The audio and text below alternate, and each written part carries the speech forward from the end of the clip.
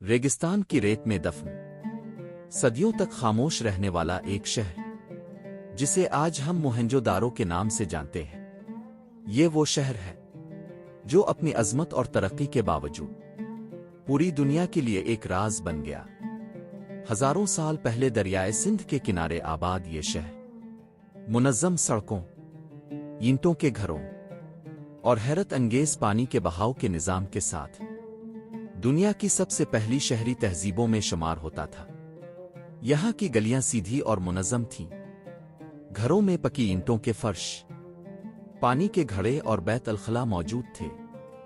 ऐसा लगता था जैसे ये शहर हजारों साल पहले ही जदीद तर्ज़ जिंदगी जीता हो। यहाँ एक शानदार गुस्ल खाना मौजूद था जो शायद मजहबी और रूहानी पाकीज़गी के लिए इस्तेमाल होता था। मोहनजोदारो दो हिस्सों में तकसीम था, एक बुलंद व बाला कला नुमा इलाका जहां इंतजामी और रूहानी उमूर सरंजाम दिए जाते थे, और दूसरा एक मुनज़्ज़म आबादी वाला हिस्सा जो आम लोगों के रहने सहने के लिए था। ये तकसीम जाहिर करती है कि इस दौर में भी मुआशरती और हुकूमती निज़ाम कायम था। यहाँ बड़े बड़े इज्तिमाई हाल्स और अनाज के गोदाम मौजूद थे जो इस बात का सबूत हैं कि शहर में मुनज़्ज़म तिजारत और ज़ख़ीरा अंदोज़ी का निज़ाम था। ये लोग न सिर्फ खुद कफील थे बल्कि दुनिया से जुड़े हुए भी थे। मोहनजोदारो के महर और नवादरात इराक की मेसोपोटामिया तहजीब में भी मिले हैं, जो इस बात का सबूत हैं कि हजारों साल पहले ये शहर आलमी तिजारत का मरकज था। लेकिन फिर अचानक सब कुछ खत्म हो गया।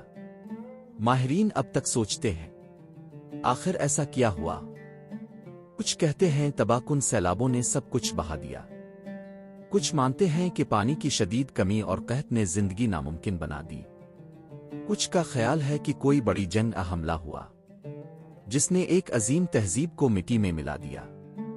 सदियों तक ये शहर जमीन के नीचे दफन रहा, यहाँ तक कि 1922 में एक माहिर इंसान कदीमा R.D. बैनर्जी ने इस मकाम को दरियाफ्त किया।